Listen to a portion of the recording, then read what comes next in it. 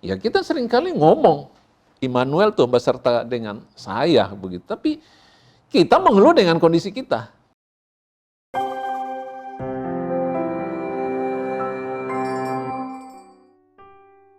Ya, shalom saudara, kita jumpa lagi dalam message hari ini. Saya ingin bicara dan saya memberi judul apa yang akan saya sampaikan, yaitu anti-mainstream. Saya pernah atau beberapa kali naik ke puncak gunung, dan salah satunya ketika kami ada di Rinjani, saya melihat kebetulan ponakan saya ikut. Apa yang dia lakukan, rupanya dia sudah persiapkan dari rumah bawa gelas, ya, ada tulisannya begitu. Lalu dia ambil pose di atas puncak sambil seolah-olah minum dan difoto. Kemudian diupload di sosmednya. Dia tulis anti-mainstream. Kenapa? Dia bilang gini, kalau minum kopi di kafe atau di warung-warung, itu mainstream amat lah, semua juga orang bisa lakukan, tapi minum kopi di atas puncak gunung itu anti-mainstream. Saudara, ya kita sebetulnya semua suka, unik gitu ya, tidak ada yang lain, tidak ada yang niru.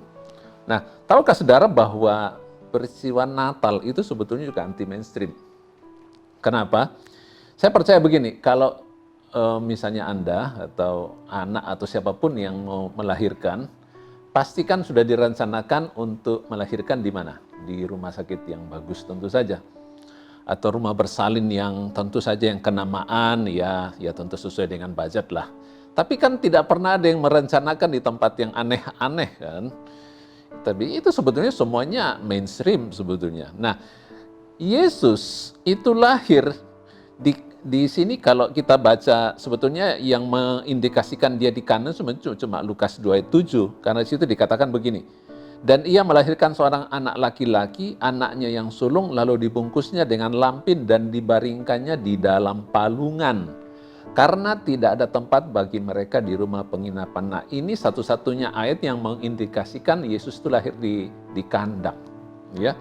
Nah, sebetulnya ini adalah anti mainstream sebetulnya. Ya.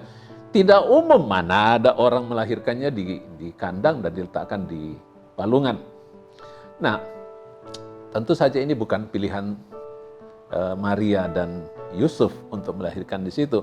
Tapi karena dikatakan tidak ada tempat bagi mereka di rumah penginapan. Mungkin ya mereka punya uang sebetulnya, mau bayar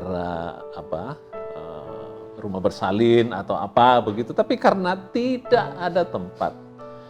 Jadi mungkin full book semua ya, sudah pakai aplikasi macam-macam, tidak menemukan juga itu si Maria sama Yusuf untuk tempat mereka yang bisa mereka booking. Akhirnya terpaksalah mereka masuk di kandang hewan, lalu melahirkan di situ. Ini anti mainstream karena terpaksa, bukan disengaja. Nah, saudara, saya yakin bahwa kita semua sebetulnya juga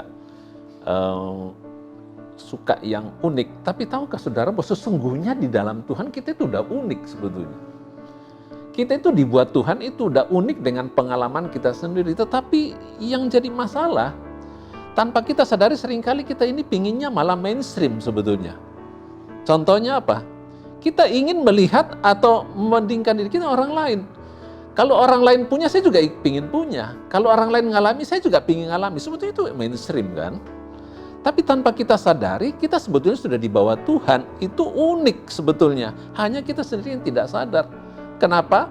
Karena kita seringkali tanpa kita sadari, kita membandingkan diri kita dengan orang lain.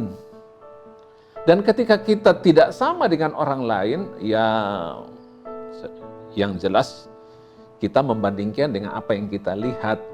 Orang lain kok, wah, sementara saya kok cuma begini. Orang lain kok positif, sedangkan saya kelihatan cuma negatif. Tahukah saudara bahwa itu sebetulnya anti mainstream sebetulnya. Kondisi kita yang ada sekarang ini adalah kondisi unik. Dan kalau kita percaya Tuhan, dengarkan saya saudara, tidak ada kondisi yang buruk sebetulnya bagi orang yang ada di dalam Tuhan. Karena kita percaya bahwa Tuhan itu tidak pernah meninggalkan kita. Ya kita seringkali ngomong, Immanuel tuh beserta dengan saya begitu. Tapi kita mengeluh dengan kondisi kita.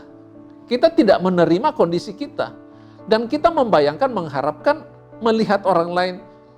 Dan kita ingin juga, ya tentu yang kita lihat yang bagus, kita juga ingin seperti dia. Itu mainstream amat, saudara. Ya, jadi kalau hari ini belajarlah untuk melihat kondisimu, ya, apapun yang ada padamu itu tidak dimiliki orang lain loh. Nah, cuma seringkali tanpa kita sadar kan tidak melihat itu.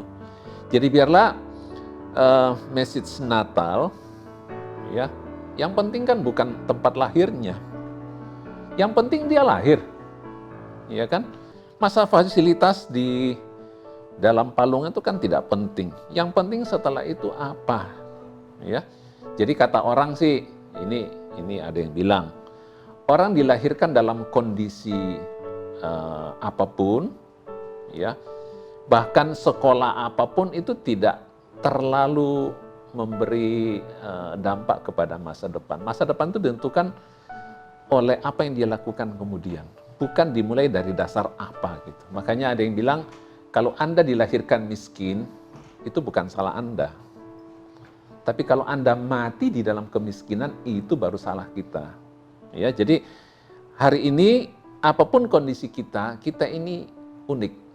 Kita ini anti mainstream. Natal mengajarkan kepada kita, Tuhan Yesus sendiri sudah datang dengan pribadi yang unik, melalui kelahiran yang unik, itu tidak jadi masalah. Yang penting setelah itu dia bertumbuh di dalam Tuhan. Mari saudara kita tetap kuat bertumbuh di dalam Tuhan. Semakin kita mengenal dia, dan peristiwa Natal itu ya, kita alami. Yesus lahir dalam kehidupan kita, dia menjadi besar, dia menjadi Tuhan, ya.